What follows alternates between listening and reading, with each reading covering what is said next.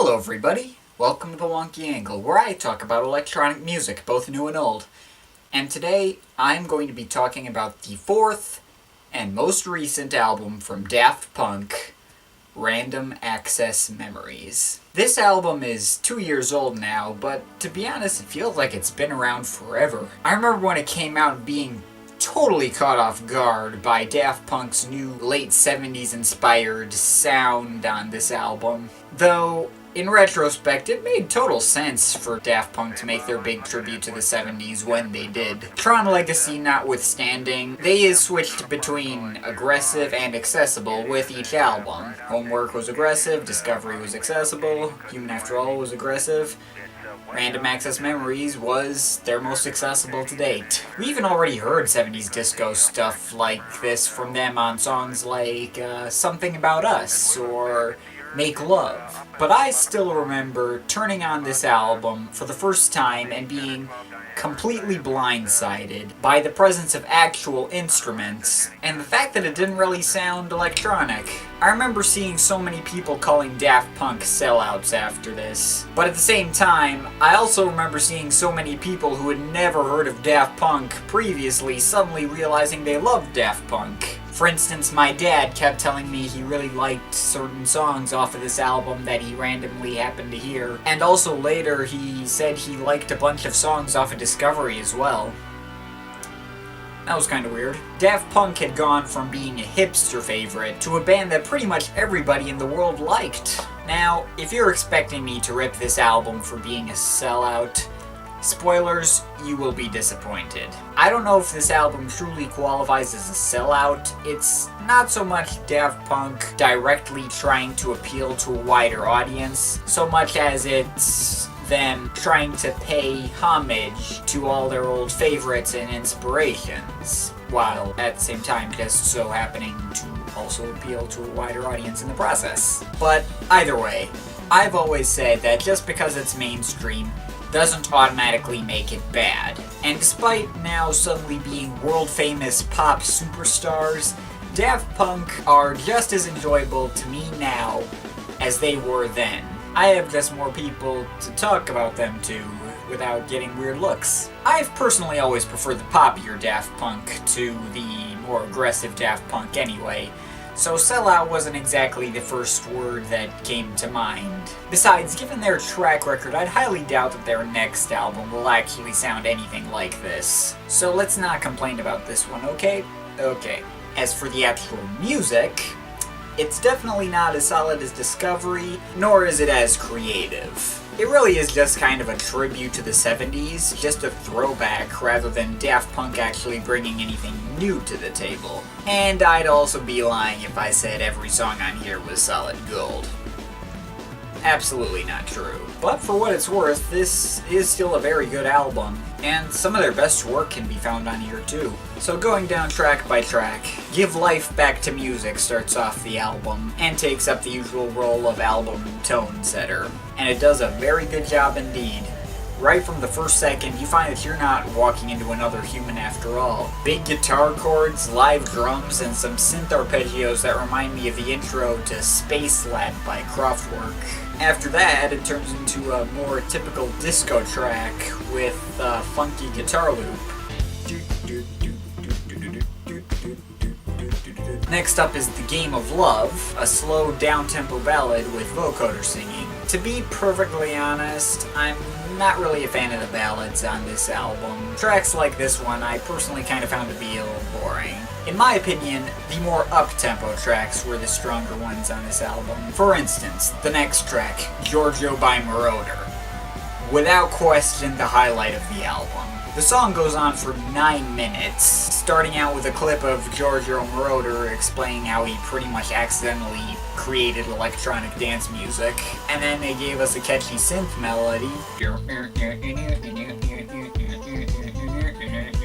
and the song just seems to change genre every couple of seconds. Like halfway in we get a string section, and then later we get a bass guitar solo, and then at the end it just culminates into everything going full force. Guitar solo, synthesizers, strings, everything. Really epic song. Also really interesting. and catchy. One of Daft Punk's best songs ever. Within starts out as a piano ballad and goes into more vocoder singing. Though I did find the ballads on here mostly to be boring, this one was probably my favorite out of them, mainly because the vocoders on here remind me of late 70s Herbie Hancock, more specifically like his Sunlight album, which I would recommend checking out, by the way, it's pretty good. Then we got Instant Crush, fairly serviceable and catchy tune, but really doesn't stand out from the rest of the track listing at all. Probably the least memorable song on the album. Then after that, we got Lose Yourself to Dance! Some people may have found this track to be kind of annoying because Pharrell uses a lot of falsetto voice on here, but this was actually my first time hearing Pharrell's voice, and the catchiness, and of course Daft Punk's little vocoder effects on the side. Come on, come on, come on, come on, come on, come on, come on, come on. Just the fun, bouncy feel of the song won out for me in the end.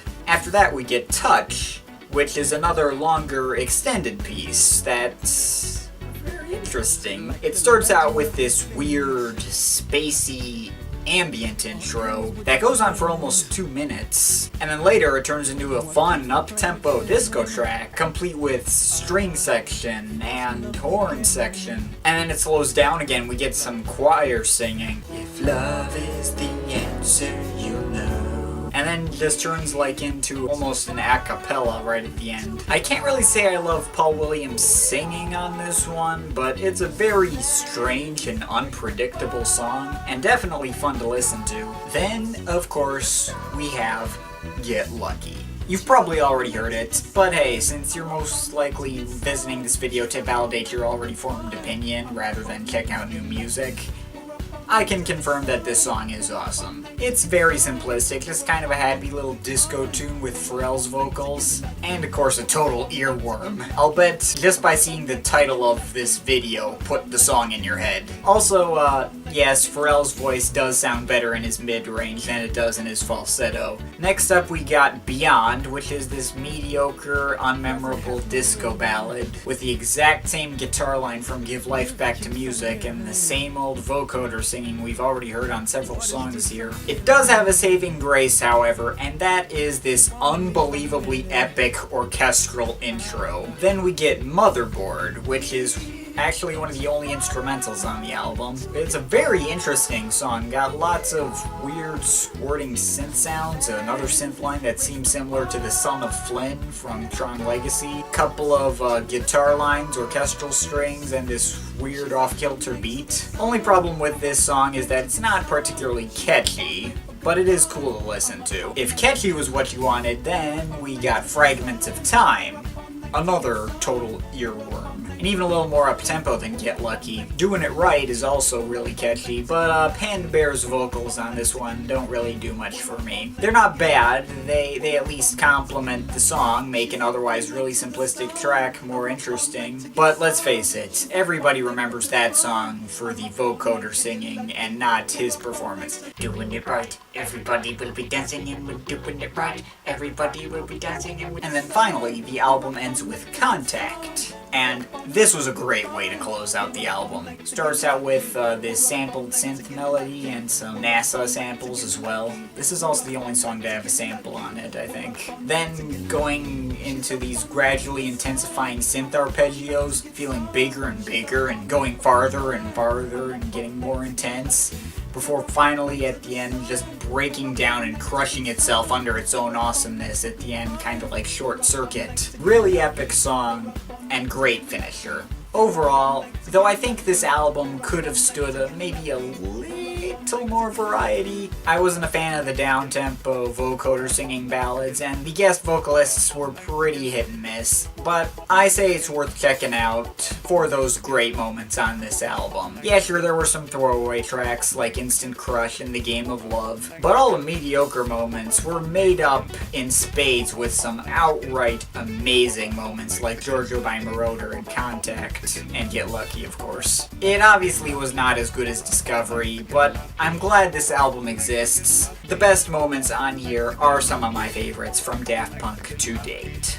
Overall, I think I'm feeling an 8.3 on this one. Favorite tracks: Give Life Back to Music, Giorgio by Moroder, Lose Yourself to Dance, Touch, Get Lucky, Motherboard, Fragments of Time, Contact. Least favorite track: Instant Crush.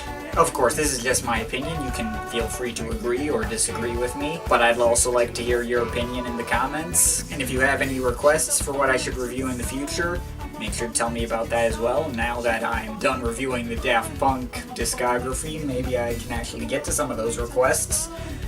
But yeah, that's pretty much it. That's all for today. See you next time. Like to get lucky.